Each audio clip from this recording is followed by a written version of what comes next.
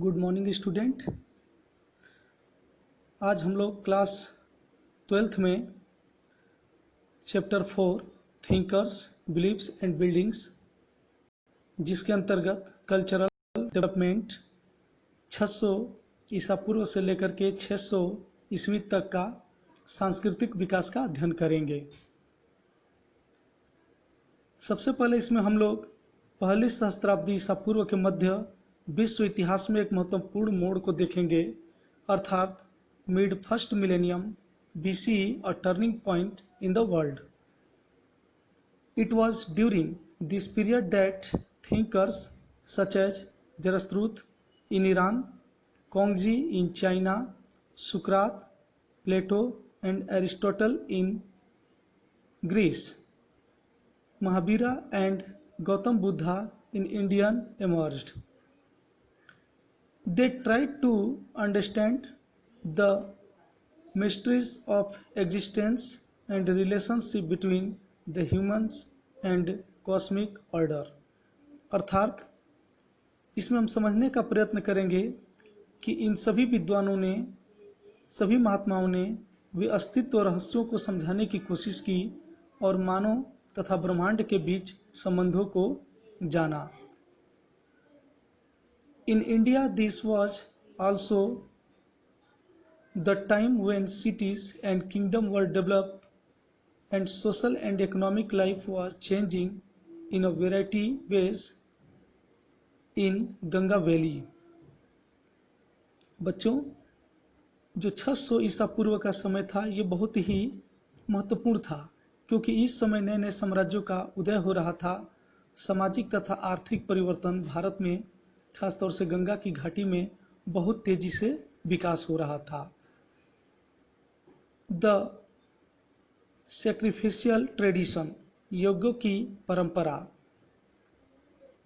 The Rigveda was compiled between 1500 to 100 BCE and consist of hymns in praise of variety of deities, especially Agni, Indra and Soma. The sacrifices earlier was performed collectively.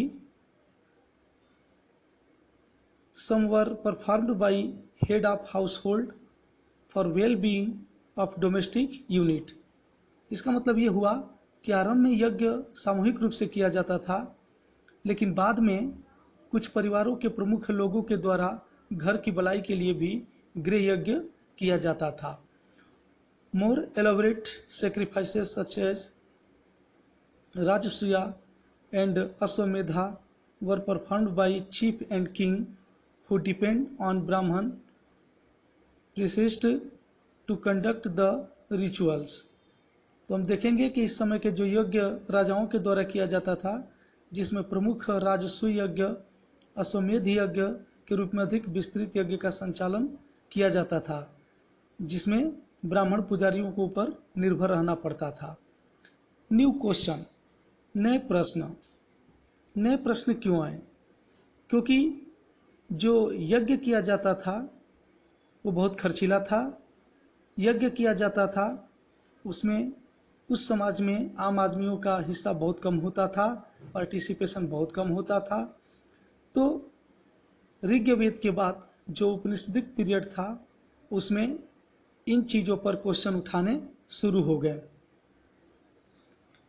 Many people were curious about the meaning of life, the possibilities of life after death and rebirth. These issues were hotly debated. इसमें हम लोग देखेंगे कि कई लोग जीवन के अर्थ, मृत्यु, बात जीवन के बारे में, पुनर्जन्म के विषय में जानने के लिए उत्सुक थे। इन मुद्दों पर गर्मा गर्म बहस कर रहे थे। People outside the Vedic tradition asked whether there was even a single ultimate reality. People also began splitting on a significance of sacrificial tradition. इसमें हम लोग यह भी देखेंगे कि वैदिक परंपरा के बाहर भी प्रश्न किए जा रहे थे कि सत्य एक है या अनेक? उत्तर ढूंढने का प्रयत्न किया जा रहा था। लोगों ने भी बलि परंपरा के महत्व पर सोचने लगे थे। There were as many as 64 sects or school of thought. Lively discussion and debates took place between the teacher and the school of thoughts. इस समय हम लोग देखेंगे कि लगभग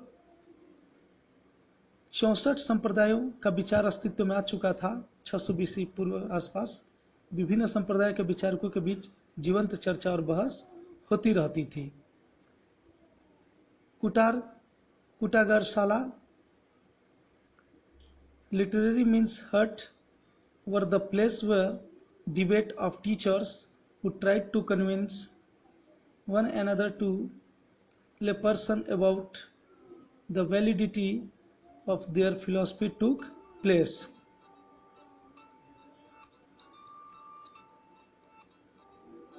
हम लोग यह भी देखेंगे कि ये सारे जो बहस होते थे कुटागारशाला में होते थे, जहां विचारक आपस में वाद विवाद करते थे और दर्शन की वैधता के बारे में एक दूसरे को समझाने की कोशिश करते थे। सबसे पहले आइए हम लोग विचार देखते हैं Mahavira. was preceded by 23 Tirthankars. The Tirthankars are teachers who guide men and women across the river of existence. इसमें हम लोग देखेंगे जैन धर्म के अंतर्गत महावीर 24वें तीर्थंकर थे। तीर्थंकर का तात्पर्य होता है मार्गदर्शक, जो पुरुष और महिलाओं को संसार रूपी सागर से पार उतारने वाला था। The main teaching of Mahavira: the entire world is animated, even stone, rock and water have life. No injury to living being, especially of human, animal, plant and insect.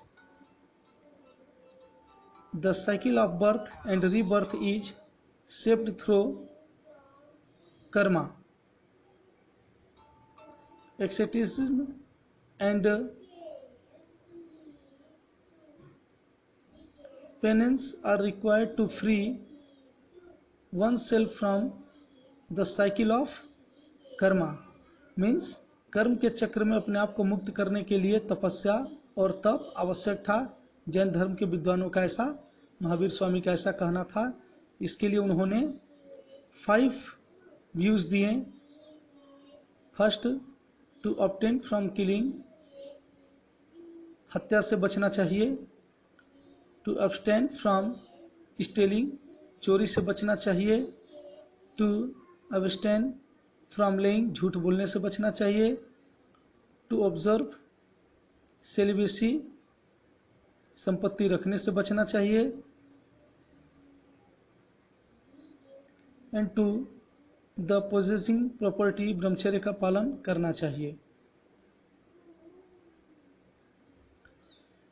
Jain धर्म का प्रसार, the spread of Jainism. Jaina scholars produced a wealth of literature in a variety of languages such as Prakrit, Sanskrit and Tamil, and preserved in the libraries attached to temple. Many stone sculptures connected with the Jain tradition have been recovered from the several sites. तो बच्चों, आज अभी तक हम लोगों ने जैन धर्म के प्रमुख शिक्षाएं, जैन धर्म, महावीर के बारे में और वैदिक परंपरा में होने वाले यज्ञ इत्यादि के बारे में देखा। आगे का पार्ट कल के लेक्चर में शुरू किया जाएगा। धन्यवाद।